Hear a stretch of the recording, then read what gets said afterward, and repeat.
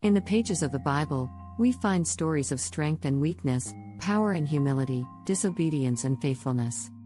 Today, we explore the lives of two figures who represent these contrasting themes: Samson, a man of immense power, and Ruth, Naomi, and Boaz, who exemplify a life of obedience and faith. Samson is a typical illustration of one who moves in the spirit of power but not in the spirit of life. Samson was very powerful, even at the time of his death, Judges 16:28-30, yet with him we cannot see anything of life. Yes, he was a Nazirite, keeping his hair long as a sign that he submitted to God as his head, not drinking wine, and not eating unclean food. However, this was his following the divine regulations. It did not indicate that he had anything of the divine life. Even though Samson was a Nazirite, he did not know how to restrain the lust of his flesh. The matter of sex was a great stumbling block to him, and both among God's holy people in the Holy Land and among the Gentiles, he practiced the indulging of his lust. This shows that he was not a person in life. Furthermore, the account of Samson, as the last judge, the conclusion of the judges, indicates that the entire situation of the judges consummated in the exercising of power without anything of life. It is difficult to understand how a Nazirite could be such a fleshly person. He was full of power and also full of lust. In his case, these two things went together. His strength was legendary. He defeated lions and conquered armies, yet he failed to conquer his own desires. He indulged in lust, both among God's people and among the Gentiles. This indulgence became his great stumbling block. Samson's life concluded in a tragedy, where his strength was used one last time, but his legacy was marred by a lack of spiritual life. Despite his power, he did not live a life reflective of God's will.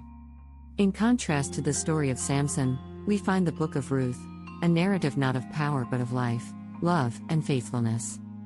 Elimelech, the husband of Naomi, was punished by God because he did not live according to God's eternal economy. He did not commit fornication. On the contrary, it seems that he just made a little mistake in leaving the Holy Land. But when he left the good land due to the famine, God came in and dealt with him, leaving his wife and his two daughters-in-law with nothing, as widows without children. Eventually, Naomi, a widow with two widowed daughters-in-law, returned from the land of Moab, owning nothing. Nevertheless, Naomi did not rebel against God's dealing.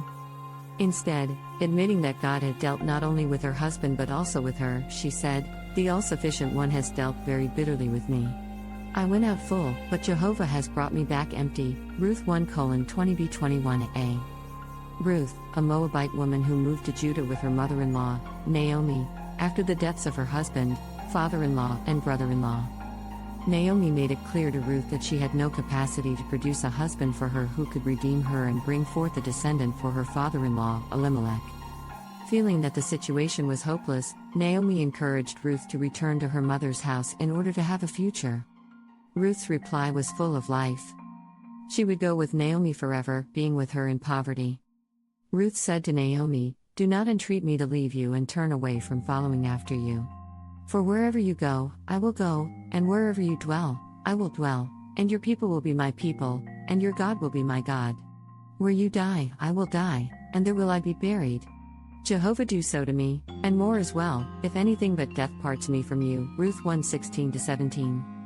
Like Naomi and Ruth, Boaz was a person in life to the uttermost.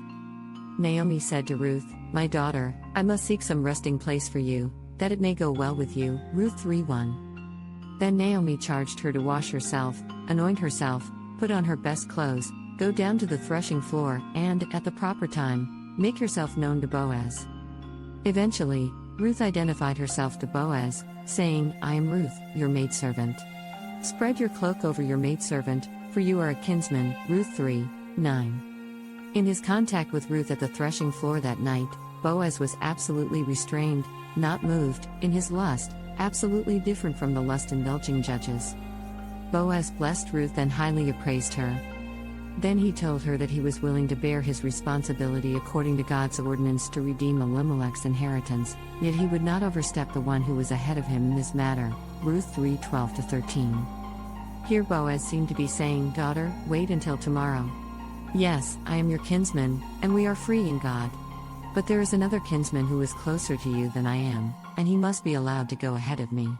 If I do not care for him in this matter, the holy people of God will condemn me for overstepping. Let the other kinsman go ahead of me. If he is not willing to do the kinsman's duty for you, I will do it for you. Boaz was lawful in every way, and his being lawful was based not on power but on life. This shows that Boaz had the highest standard of life. Samson was a man in the Bible who possessed great physical strength. Unfortunately, his weaknesses and his decision to reject the will of God ultimately brought him down. However, Ruth, Naomi, and Boaz present a different story. They obeyed God and believed in him. Ruth's sacrifice and hard work to provide for Naomi reflected God's love. Boaz's loyalty to his kinsman, Naomi's husband, reflected God's faithfulness. Naomi's plan for Ruth's future reflected selfless love. The book of Ruth showed the Israelites the blessings that obedience could bring. It's a reminder that true strength lies not in physical power but in the strength of character and faithfulness to God's will. May we learn from these stories to pursue a life of obedience, faith, and love, knowing that in these, true strength is found.